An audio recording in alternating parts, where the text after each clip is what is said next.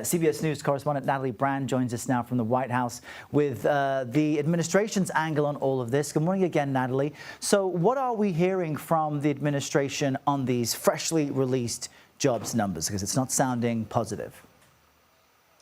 No, and Kelly alluded to it, Representative, the chair of the Council of Economic Advisors, noting that immigration policy, uncertainty around these tariffs and some other factors playing into that number as they try to downplay this. Of course, so much focus right now is on the new tariff policy as the White House put out these new rates for dozens, nearly 70 trading partners just ahead of the August 1st deadline, the rates ranging from 41% to 10% based on trade imbalances, according to the White House. But what is interesting, Errol, is the U.S. Trade Representative this morning in a cable news interview signaling that there could still be some room for last-minute deals before these new rates are implemented next week.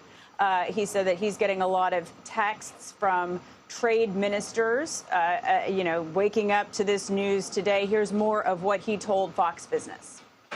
This is a great deal for the country, and the president has also agreed that if a country has another plan where we could have some level of tariff, but also some investment and purchases and market opening, that we can have some deals. And so you already know about a bunch of deals we have, Korea, Japan, Indonesia, EU, etc. There are others available if the president wants them. At some point, his view is maybe a tariff is better than a deal. So we certainly have some in the offing if he wants them. Countries and business groups around the world waking up to these new rates and new realities. Switzerland, for example, facing a 39% tariff rate. A business group there that represents tech companies said that it was a shock to them and seemed arbitrary. But again, the administration argues that this was based on trade deficits and negotiations with these countries. But, Errol, we've been talking to small businesses that worry they could be impacted the most. Even if their products are made in America, they could rely on supplies from elsewhere abroad, especially when you're talking about clothing, cowboy boots in Texas relying on South African ostrich. So they're saying, that their made in America products still rely on this global trade, global economy. And Natalie, that makes me think of Canada, one of the U.S.'s largest trading partners. Their new trade rate, I believe, struck today. It's one of the few nations that is at this point in the agreement, while others have some frameworks and others have discussions about deals. What's happening with Canada? Yeah, Canada, the president announced, will now face an increased 35% rate. That's up from 25%, citing lack of cooperation in reducing the flow of illicit drugs, including fentanyl. But Canada's prime minister pushing back, saying that, that Canada only accounts for 1% of fentanyl into the U.S., and also saying Canadians will be our own best customer, creating more well-paying careers at home. This is one of those trade partners where there have been tensions between the leaders, tensions in talks. But when you look at other big trading partners, Mexico to our south, those talks are continuing over the next 90 days, as well as talks with China. Wow, so much news. Natalie Brand explaining all of it for us. Thank you very much.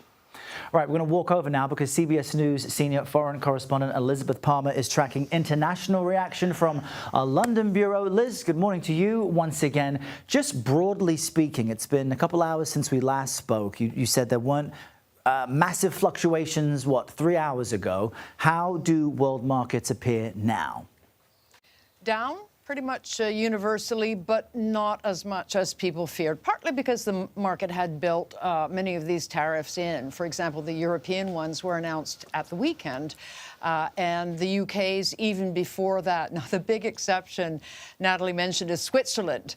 It's reeling from that unexpected wallop, 39%. So not only its stock market is down, its currency as well. And to add insult to injury, it's happened on Switzerland's national day. It's a national holiday there, but people are not celebrating. The products that they ship that are very high value to the States are pharmaceutical vehicles, watches, and gold. And the Swiss have already said they hope they can get back to the negotiating table with the president and get this tariff down. And Liz, I'm glad that beyond the big headlines, you're speaking about some of the actual products that nations sell, because when we look at the example of Canada, as heavy as a 35% tariff sounds, there's an asterisk next to that. Some products are exempted. Can you help us understand what's safe on the Canadian side?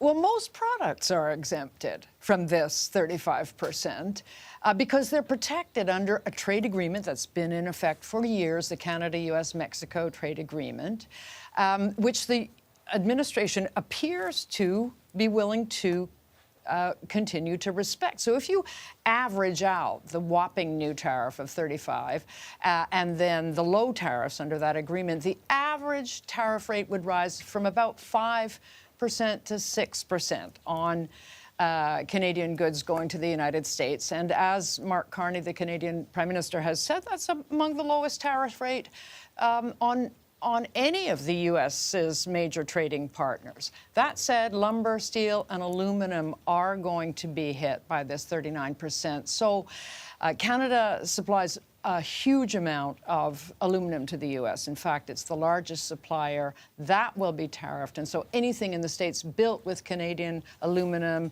manufacturing, aircraft, for example, those prices will rise for U.S. consumers. Yeah, Liz, I don't know about you, but I don't think we got into this business to talk about numbers and math and percentages.